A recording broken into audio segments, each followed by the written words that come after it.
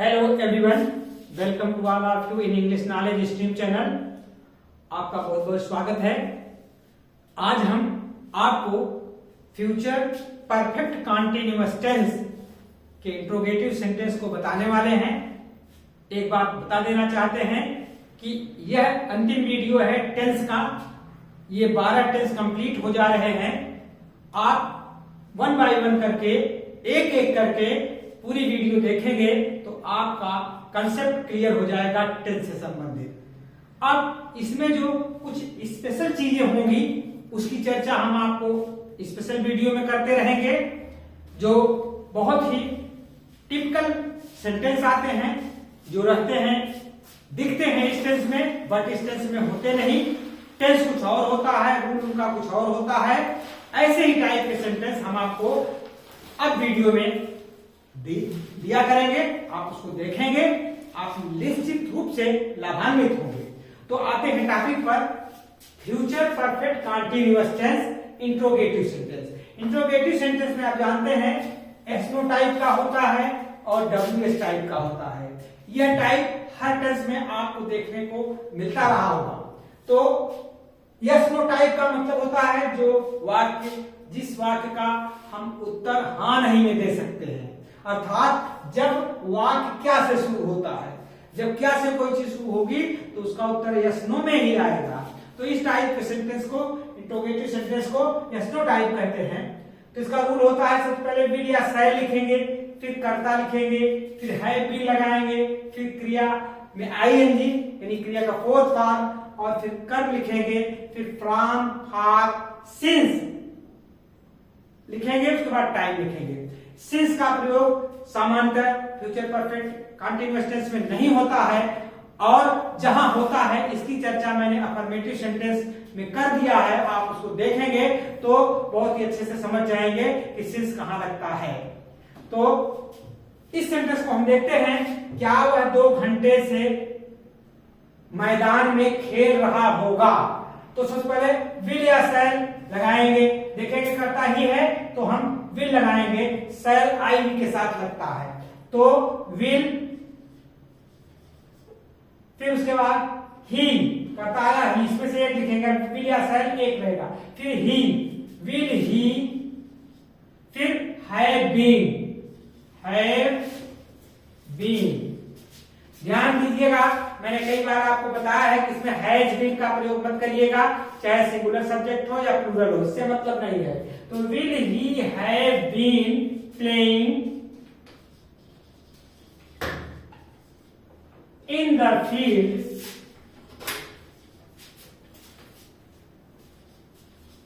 For 2 hours।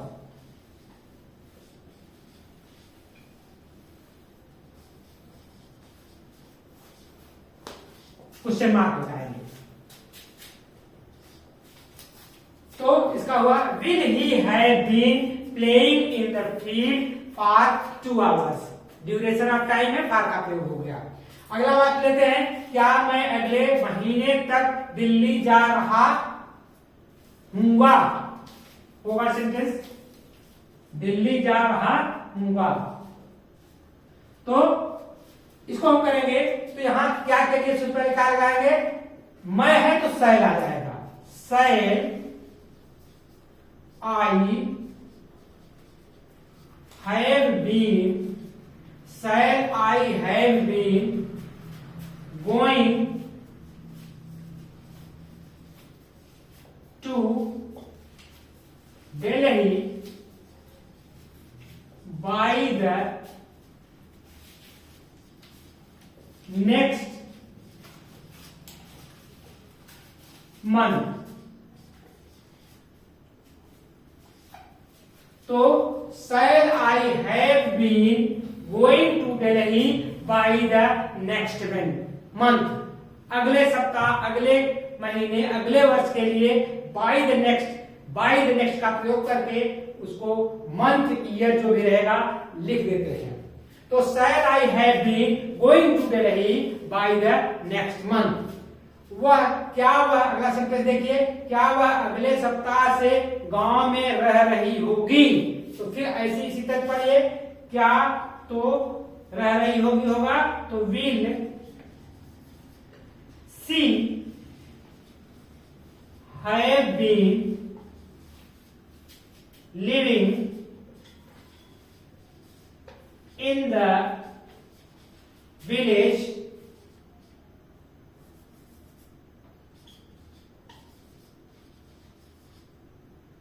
by the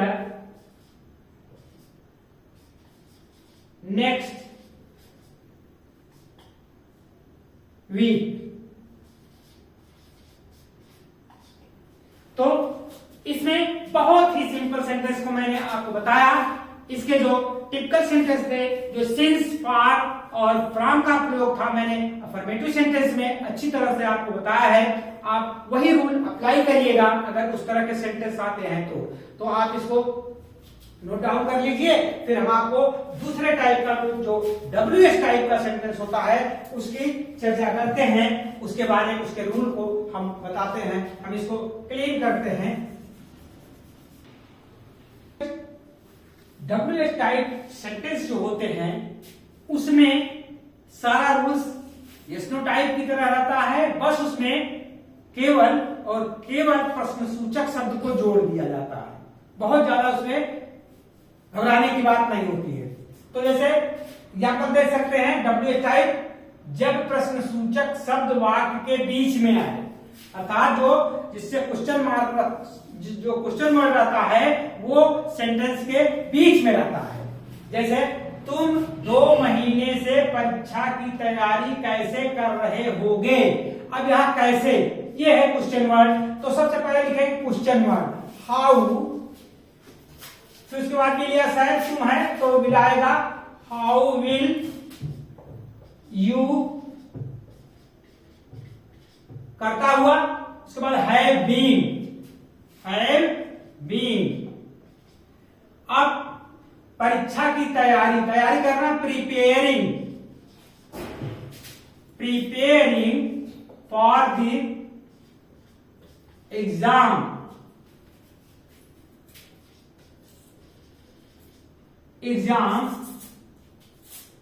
2 महीने से। How will you have been preparing for the exam for 2 months।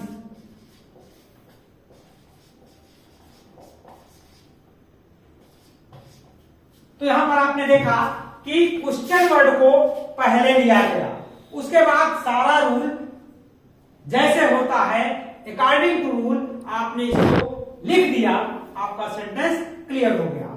अब दूसरा sentence जो होता है, जो दूसरा सेंटेंस है इसमें, उसमें खासकर आपको ध्यान देने की जरूरत होगी, क्योंकि इसमें क्या आया है। क्या वाला रूल आप पहले वाले नियम में देखे होंगे, जब वाक्य क्या से शुरू है।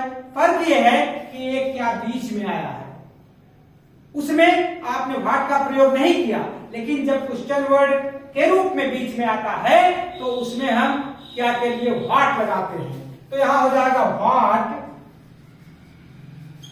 फिर उसके बाद प्रश्न शब्द हो गया विल, वह है तो व्हाट विल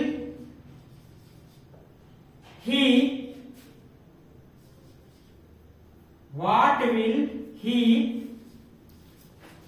हैव बीन। अब करने के अंग्रेजी डूइंग इन द सिटी, शहर में, इन the city for next 5 years, for next 5 years। यहां पर आपने देखा कि क्या जो था उसके लिए हम विल या शैल को बाहर नहीं किए। क्यों?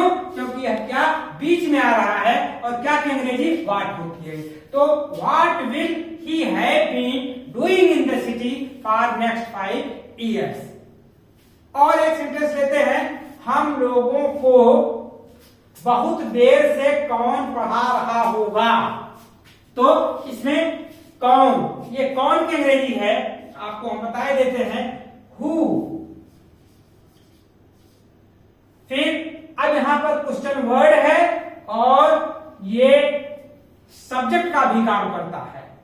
तो who will have been teaching,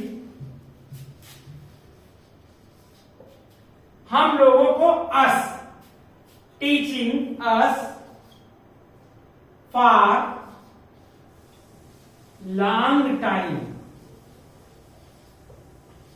ध्यान दीजिए, यहां पर आप ध्यान दीजिए, ये व्हाट और हु, ये दो क्वेश्चन वर्ड ऐसे हैं जिसमें सब्जेक्ट भी उसी में निहित रहता है।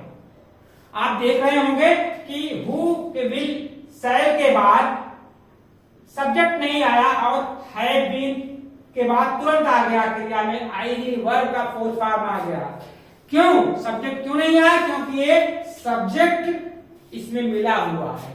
ये बात ध्यान दीजिएगा हमेशा कि हु ऐसा क्वेश्चन वर्ड है जो सब्जेक्ट का भी काम करता है। तो गाइस, मैंने आपको बड़े ही सरल सेंटेंस को बताया और ताकि आपका कंसेप्ट क्लियर हो सके, और क्लियर आशा करते हैं क्लियर हो भी गया होगा। तो फ्यूचर परफेक्ट कंटीन्यूअस टेंस के साथ आज हम आपको 12 टेंस को पूरा कंप्लीट कर दिया। अब आपको जो टिपिकल वाक्य होंगे, जो टेढ़े मेढ़े कह लिया वाक्य, उलझाने वाले वाक्य होंगे, उनकी चर्चा हम स्पेशल वीडियो में किया करेंगे। और अब वो दिन दूर नहीं है आपके लिए कि आप बहुत अच्छी से अच्छी अंग्रेजी पढ़ सकेंगे, बोल सकेंगे और उस पर अच्छा कमांड कर सकेंगे, क्योंकि हम आपको ऐसे ही कुछ विचित्र और उलझाने वाले वाक्यों की चर्चा करने वाले हैं अगले वीडियो में। तो आप लोग बने रहिए इंग्लिश नॉलेज स्ट्रीम चैनल के साथ, देखते रहिए। अगर नए हैं तो सब्सक्राइब कर लीजिए, लाइक करिए, शेयर करिए और बने रहिए हमारे साथ। आपको हम अच्छी से अच्छी जानकारी देने का प्रयास करेंगे। Thank you for watching this video.